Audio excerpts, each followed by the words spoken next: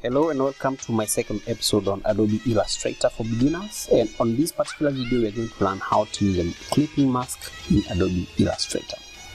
Let's get started. The best way to show you how to use a clipping mask in Adobe Illustrator is to demonstrate using a photo like I have here in a shape. In this case I have a circular shape. It doesn't have to be circular shape, you can create any other shape that you want. And in case you don't know how to use the shape tool in Adobe Illustrator, I recommend that you watch my very first episode on Adobe Illustrator. The link I've left in the description below. What you need to understand by masking, leave alone the clipping mask, the masking bit, what you are telling the software, whether it's Adobe Photoshop, Adobe Illustrator, Adobe After Effects, or even Premiere Pro, what you are telling the software is, whatever part of this image is covered by this shape, display that part.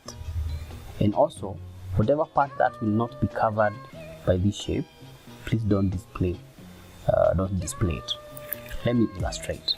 So what I'll do, I'll select this shape and place it on top of my image like that. And now what I'm saying is that whatever part of this photo is covered by this circle, that is the only part I want to see. And to do that, we'll navigate to the selection tool, ensure it is selected here, and drag over both of them.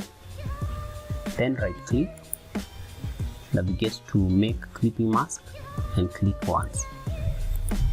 And now we have a very nice circular shape that contains our image.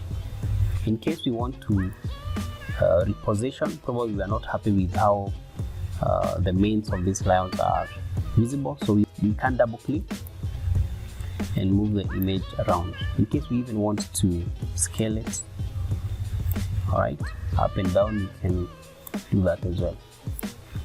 You can move it around. Then once you are done, double click outside. So now this one is a very nice shape, and to demonstrate how to use the clipping mask in Adobe Illustrator, it doesn't have to be a circle. As I said, we can actually unmask this one by selecting the now new shape and navigating to release clipping mask, and we can separate them. We have our image to the right, and though you can't see it, but if I select, I'll be able to see I have my shape. I can navigate here and give it color in the color that I want so that it is visible. Now I have my shape and I have my image to the right. Alright, so to demonstrate again, I'll need to delete all of them. I'll create a new shape here. Navigate the shape tool. This time I want to create a polygon. And now wherever I want to place it, and then hold shift so that it's a perfect polygon, and then release. I can drag it wherever I want. Probably it's too big, I can resize it. I hold any point and then hold shift while I scale down or up, depending on how big or small I want it to be. Alright, so if I want to duplicate this or to copy this, you select it, then you hold shift, you drag so that it's moving on the right path, and once you are satisfied with the location of the new shape that you want to copy, you hold on your keyboard, you hold Alt and release. And as you can see, what has happened while I hold Alt, the selection tool now is showing two arrows. Once I release, it shows that you have made a copy. So I can select this and drag to the bottom, and now I have two shapes. I can probably resize them a bit.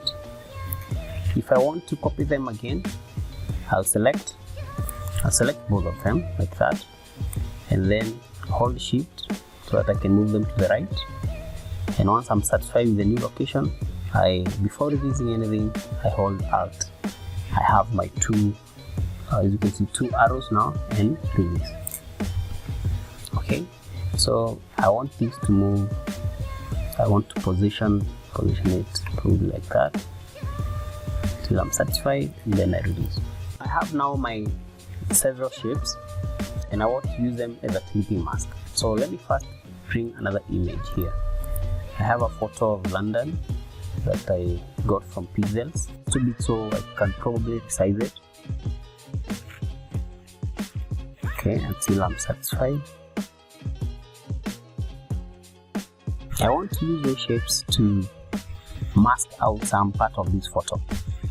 So before that, you need to ensure that these shapes are acting as one shape. So I'll ensure that the selection tool here is selected, and then I drag over all my 4 shapes like that.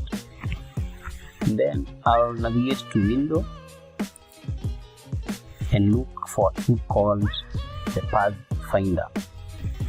So you can see it here. I'll select, and once it opens up, this is the tool. It's called Pathfinder, and what it does, though I'll do another video on what the Pathfinder works or how it works.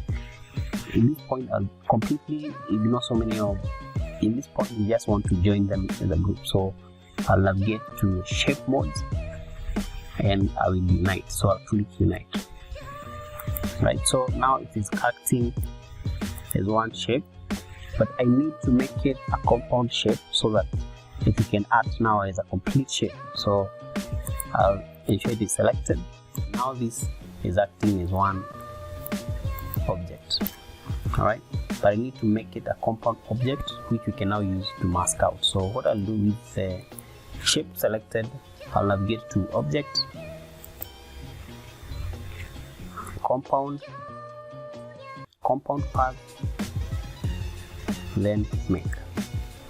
And now this one will act as if it is one shape. So now what we'll do, we need to ensure that this image is behind our shape. And what we'll do, we'll select, right click, select, send to back. And now we can use the selection tool to move our shape wherever we want it to be.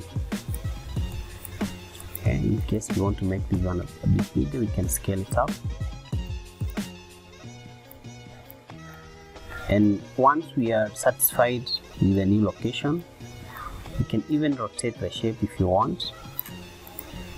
Once we are satisfied, we need to select, ensure the selection tool is selected, and we drag over both of them.